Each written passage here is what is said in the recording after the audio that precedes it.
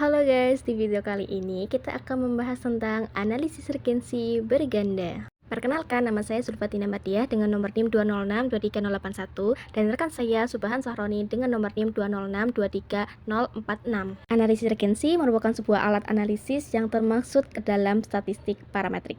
Oleh karena itu, sebelum menggunakan regensi, seorang peneliti harus melakukan pengujian terhadap asumsi-asumsi yang ada.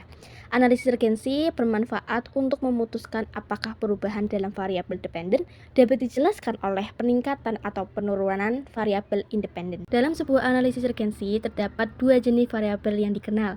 Satu, variabel respons, juga dikenal sebagai variabel dependen, yaitu variabel yang dipengaruhi oleh variabel lainnya, biasanya ditandai dengan Y besar. Yang kedua, variabel prediktor, juga dikenal sebagai variabel independen, yaitu variabel yang tidak dipengaruhi oleh variabel lainnya.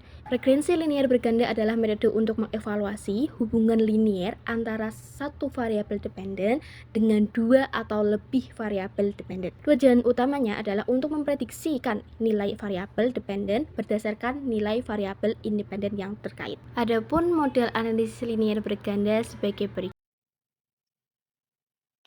Selanjutnya, kita akan belajar bersama bagaimana melakukan uji regresi linear berganda menggunakan aplikasi SPSS. Untuk studi kasus yang akan kita gunakan adalah untuk menguji motivasi belajar dan minat belajar terhadap prestasi belajar. Dalam tutorial ini, kita akan mulai dari proses input data ke SPSS, kemudian melakukan analisis regresi, hingga membaca dan menginterpretasikan output dari SPSS-nya. Langsung saja kita masuk ke aplikasi SPSS-nya. Pertama kita pergi ke variabel view, kemudian kita tuliskan variabel-variabel yang akan kita uji.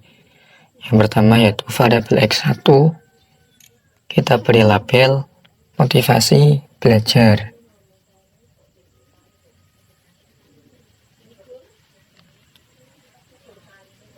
Kemudian yang kedua, variabel X2, kita beri label minat belajar.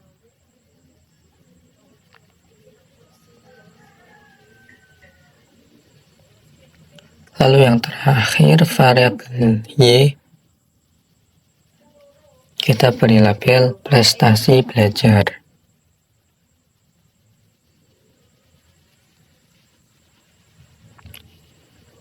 Untuk desimalnya kita nolkan semua.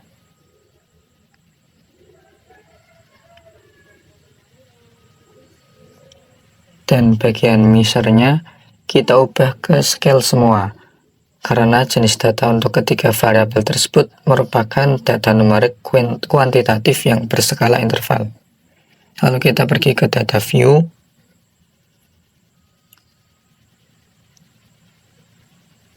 Kita pergi ke aplikasi Excel terlebih dahulu. Nah, di sini saya sudah memiliki data yang tinggal kita salin saja ke aplikasi SPSS-nya. Yang pertama, untuk variabel motivasi belajar, kita salin.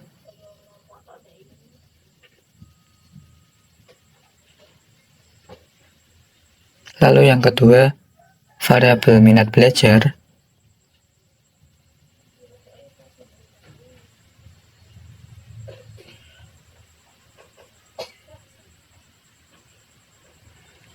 Dan yang ketiga, variabel prestasi belajar.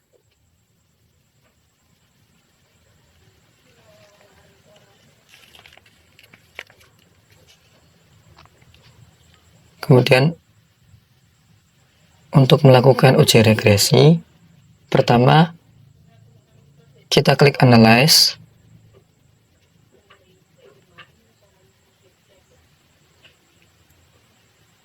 Lalu kita pilih regression, kita pilih yang linear. Selanjutnya kita masukkan variabel motivasi belajar dan minat belajar ke kotak independen, karena kedua variabel ini merupakan variabel penyebab atau yang memengaruhi. Sedangkan variabel prestasi belajar kita masukkan ke kotak dependent karena merupakan variabel yang dipengaruhi. Lalu kita pergi ke statistik dan kita centang bagian estimates dan model fit-nya. Lalu klik continue dan klik OK. Nah, sekarang sudah muncul output SPSS-nya.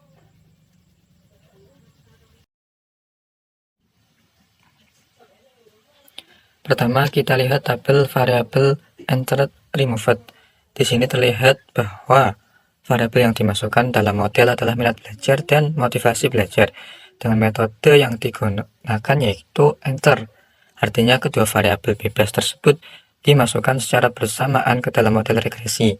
Variabel dependent dalam penelitian ini adalah prestasi belajar. Selanjutnya kita masuk ke bagian model summary. Nilai R sebesar 0,846 menunjukkan bahwa terdapat hubungan yang sangat kuat antara motivasi dan minat belajar terhadap prestasi belajar.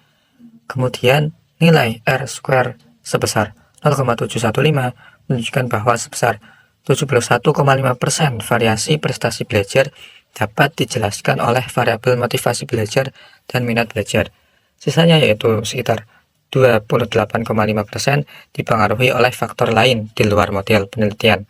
Nilai adjusted R square sebesar 0,652 menunjukkan bahwa setelah penyesuaian dengan jumlah sampel, model tetap cukup baik dalam menjelaskan variabel dependent. Selanjutnya kita perhatikan tabel ANOVA.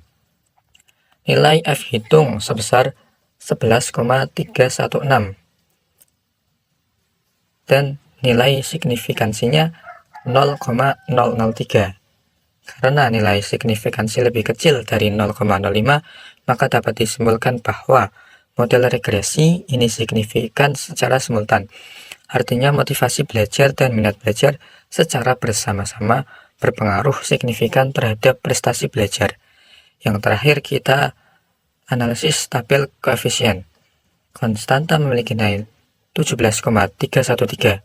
Ini berarti bahwa ketika motivasi belajar dan minat belajar bernilai 0, maka nilai prestasi belajar diprediksi sebesar 17,313. Koefisien motivasi belajar sebesar 0,387 menunjukkan bahwa setiap peningkatan 1 unit motivasi belajar akan meningkatkan prestasi belajar sebesar 0,387 poin. Namun nilai signifikansinya sebesar 0,41. Lebih besar dari 0,05 sehingga pengaruh motivasi belajar secara parsial tidak signifikan. Koefisien minat belajar sebesar 0,507 menunjukkan bahwa setiap peningkatan 1 unit minat belajar akan meningkatkan prestasi belajar sebesar 0,507 poin. Akan tetapi nilai signifikansinya 0,143 juga lebih besar dari 0,05. Jadi minat belajar juga tidak berpengaruh signifikan secara parsial terhadap prestasi belajar. Dengan demikian dapat disimpulkan bahwa motivasi belajar dan minat belajar berpengaruh signifikan secara simultan. Namun secara parsial keduanya belum menunjukkan pengaruh signifikan terhadap prestasi belajar dalam penelitian ini.